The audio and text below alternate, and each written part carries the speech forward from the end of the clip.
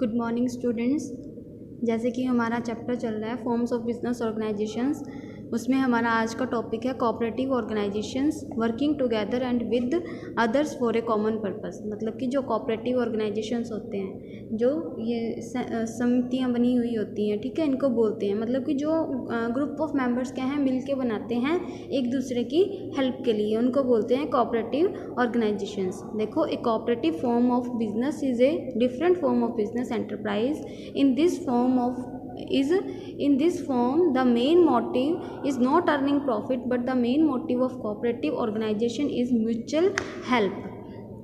कि इनका main motive profit earn करना नहीं होता, बल्कि क्या है, एक दूसरे की हेल्प करना होता है। It works with the principle of each for all and all for each, कि हर आदमी सभी के लिए और सभी क्या हैं, एक के लिए। मतलब कि सभी एक दूसरे की हेल्प करेंगे। द कोऑपरेटिव सोसाइटी और organisation is a voluntary association of persons. मतलब कि खुद की मर्जी से बनाया हुआ association who join together for mutual help. A minimum 10 persons are required to form a cooperative society. मतलब कि इसमें मिनिमम कितने पर्सन्स रिक्वायर्ड हैं, 10 persons। The registration of cooperative society is compulsory. इसका रजिस्ट्रेशन नेसेसरी है। कोऑपरेटिव ऑर्गेनाइजेशन एक्ट के अंदर, cooperative society act के अंदर इसको क्या है, रजिस्टर्ड करवाना नेसेसरी है। And the capital of cooperative organisation is contributed by the members only in the form of share capital. मतलब कि वो शेयर्स को परचेज करके ही क्या कर सकते हैं, कैपिटल इसमें इन्वेस्ट कर सकते हैं। The cooperative organisations can raise loan also from the banks, और वो बैंक से लोन भी रेज कर सकते हैं। आगे इसके फीचर्स देखो। सबसे पहले वॉलेंट्री एसोसिएशन, मतलब कि ये क्या है, ग्रुप ऑफ मेंबर्स का खुद के मर्जी से स्टार्ट किया हुआ एक एसोसिएशन है। The cooperative society is a voluntary association of persons. Any person can join the cooperative society if he she has common interest, कि अगर मतलब कि वो भी क्या है, सेम, मतलब कि उनका भी सेम इंटरेस्ट है, तो वो क्या है, कोऑपरेटिव सोसाइटी को ज्वाइन कर सकते हैं। For example, any farmer can join the agriculture society or any consumer can join the consumer society. The members can leave the society whenever they desire, so by giving a notice। और जब वो इसको छोड़ना चाहें वो छोड़ भी सकते हैं।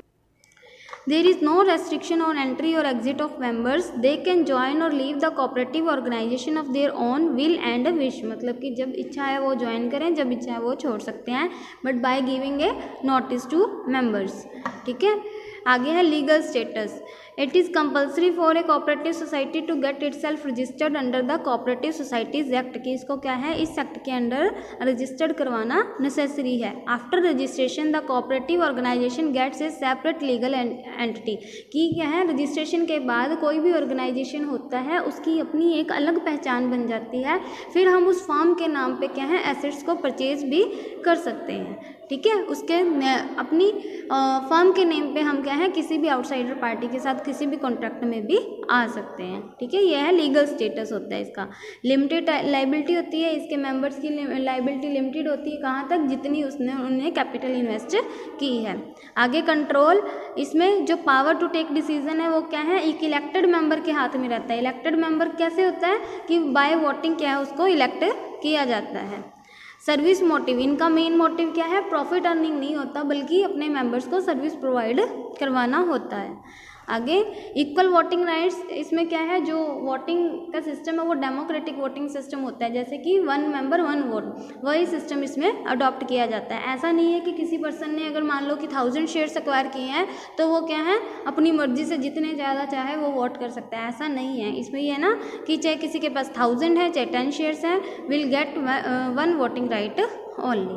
ठीक है, आगे इसके मेरिट्स देखो, क्या क्या फ़ायदे हैं। इक्वालिटी इन वोटिंग स्टेटस, इसमें वही है कि चाहे किसी के पास ज़्यादा शेयर है चाहे कम है, वोटिंग जो स्टेटस है वो क्या है, सबको इक्वल है। आगे लिमिटेड लाइबिलिटी, मतलब कि जो मेंबर्स हैं उनकी लाइबिलिटी कहाँ तक एक्सटेंड रहती है, जितनी उन्होंने कैपिटल इन्वेस्ट की है वहीं तक लिमिटेड है। आगे स्टेबल एग्जिस्टेंस, ये कोऑपरेटिव सोसाइटीज़ जो होती हैं वो क्या है, रजिस्टर्ड होती हैं under the cooperative societies act, इसलिए इनकी जो एग्जिस्टेंस है वो स्टेबल होती है। मीन्स चाहे किसी मेंबर की डेथ हो, चाहे इंसॉल्वेंट हो, कि कोई भी केस हो, बस इसकी अलग रजिस्ट्रेशन होने के बाद इसकी अलग एंटिटी बन जाती है, जिसके कारण क्या है, ये क्या है, लंबे टाइम तक क्या है, सर्वाइव मतलब कि करता रहता है, कंटिन्यूसली इसकी एग्जिस्टेंस बनी रहती है। इकोनॉमिकल फंक्शनिंग, इकोनॉमिकल मतलब कि इसके जो खर्चे हैं वो बहुत ज़्यादा नहीं होते, क्योंकि जो इसमें मेंबर्स हैं वो जो भी एक्टिविटीज़ करते हैं वो मेंबर्स ही करते हैं, और वो मोस्टली क्या है मिडिल मैन्स को क्या करते हैं, अवॉइड करते हैं। इस केस में जो भी परचेज करने में या सेल करने में जो भी इनकी कॉस्ट आती है वो क्या है, कम आती है। तो इनकी जो भी फंक्शनिंग होती है वो क्या है, काफ़ी इकोनॉमिकल होती है।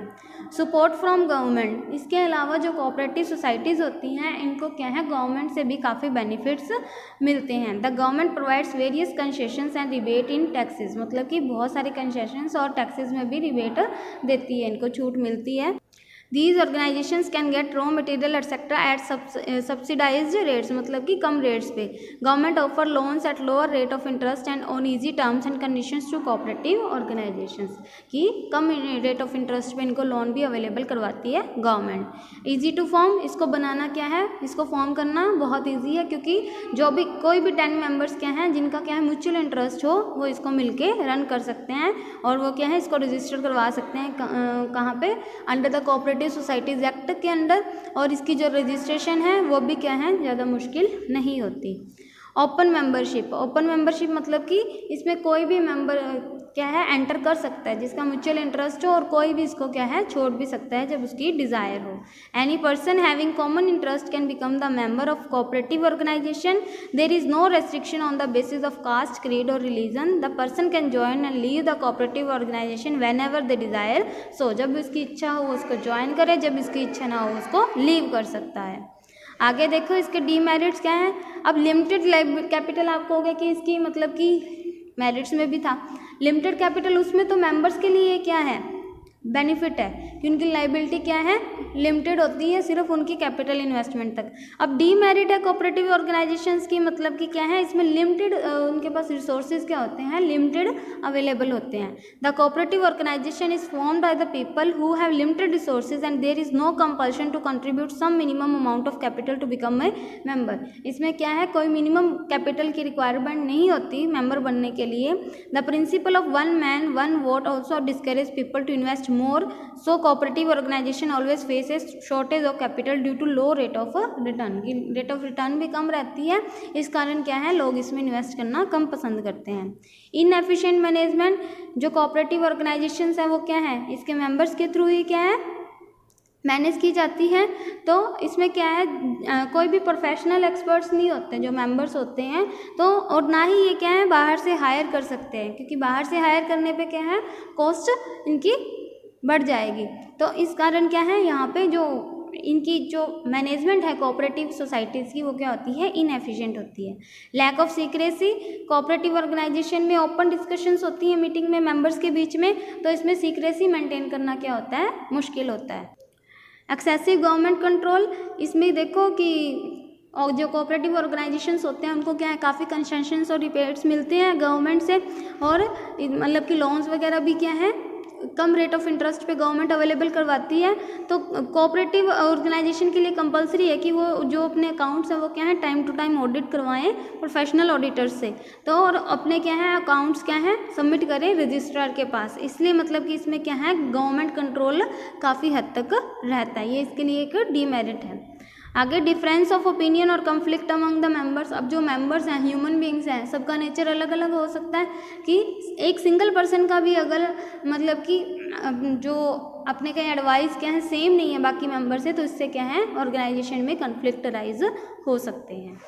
आगे देखो टाइप्स ऑफ कोऑपरेटिव ऑर्गेनाइजेशंस कौन कौन से होते हैं। Consumer cooperative, producer cooperative, cooperative marketing societies, cooperative credit societies, cooperative farming societies, cooperative housing societies. अब इनके नाम से क्लियर है कंज्यूमर कोऑपरेटिव सोसाइटीज़ क्या है, जो ग्रुप ऑफ मेंबर्स क्या है खुद की मतलब कि ताकि उनको क्या है वो डायरेक्टली क्या है परचेज कर सके, मतलब कि कंज्यूमर्स मिलके क्या इसको बनाएंगे ताकि वो क्या है मिडल मैन को अवॉइड करके डायरेक्ट मैन्युफैक्चरर से या प्रोड्यूसर से गुड्स क्या है अपने मेंबर्स के बेनिफिट के लिए परचेज करें। ठीक है, देखो consumer cooperative society, this society consists of consumers who join together to eliminate the middle man. The consumer cooperative societies purchase goods directly from the manufacturer and sell them to the members at reasonable price. और फिर जो profit होता है वो आपस में क्या है डिवाइड कर लेते हैं। जो भी डिविडेंड रेट होते हैं, शेयर कैपिटल पे जो भी डिविडेंड होता है और जो भी बोनस मिलता है बचता है उनको, वो जो मेंबर्स होते हैं वो उनमें डिवाइड किया जाता है। ये किस लिए किया जाता है? ताकि वो क्या है अपने मेंबर्स को क्या है steady supply of essential goods, मतलब कि फास्ट सप्लाई दे सकें। To supply the goods at reasonable price मिल जाए, ताकि जो मिडल मैन का प्रॉफिट मार्जिन है वो इसमें से निकाल सकें। To supply the goods and service of high quality, अच्छी क्वालिटी की गुड्स वो उनको प्रोवाइड कर सकें।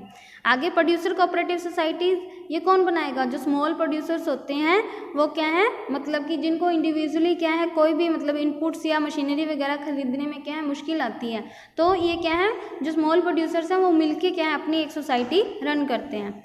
इनका मेन मोटिव क्या होता है? ये दो तरह के होते हैं। The one which provides raw material inputs machinery etcetera, कि जो क्या है गुड्स मैन्युफैक्चर करने के लिए रॉ मटेरियल या मशीनरी वगैरह प्रोवाइड करवाते हैं, और दूसरे जो क्या है जो इन प्रोड्यूसर्स ने गुड्स तैयार की हैं उनको फर्दर सेल करते हैं। The profit of producer cooperative is distributed in proportion to the goods sold by each member of the society, की जितनी वो गुड्स सेल करते हैं उस बेस पे इनमें प्रॉफिट डिवाइड कर लिया जाता है। इनका मेन ऑब्जेक्टिव क्या है कि जल्दी से रॉ मटेरियल इनपुट्स वगैरह रीजनेबल प्राइस पे अवेलेबल करवाना, लेटेस्ट मशीनरी और new technology of production available करवाना, smooth distribution and sale of goods देना उसके मेंबर्स को, और helping the producers to concentrate their attention on production of goods, ताकि क्या है जो प्रोड्यूसर्स हैं वो क्या है प्रोडक्शन पे ध्यान दे सकें। आगे देखो कोऑपरेटिव मार्केटिंग सोसाइटीज़।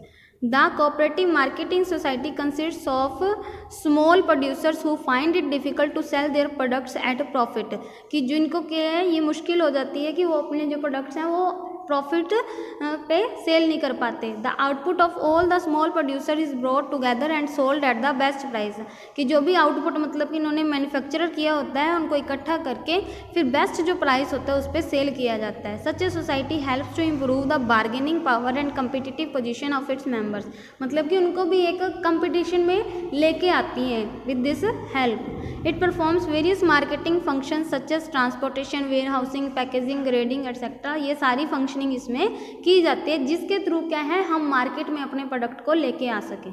ठीक है, ये इसके ऑब्जेक्टिव्स क्या हैं? To ensure a steady and favourable market for the output of its members, मतलब कि जो भी उन्होंने प्रोड्यूस किया है उसके लिए एक अच्छी मार्केट अवेलेबल करवाना, बेस्ट प्राइस देना उनकी आउटपुट का, और ट्रांसपोर्टेशन, वेयर हाउसिंग, पैकेजिंग, ये सब फैसिलिटीज़ अवेलेबल करवाना। To ensure honest trading practices in weighing, measuring and accounting, मतलब कि फेयर जो अपने कहीं सिस्टम के थ्रू क्या है मार्केटिंग करना। To eliminate the middle man and have direct dealing with the customers, middle mans को अवॉइड करके डायरेक्ट डील करना कस्टमर्स के साथ। कोऑपरेटिव क्रेडिट सोसाइटीज़ किससे? फाइनेंस से रिलेटेड, यानी कि अपने मेंबर्स को क्या है फाइनेंस अवेलेबल करवाना।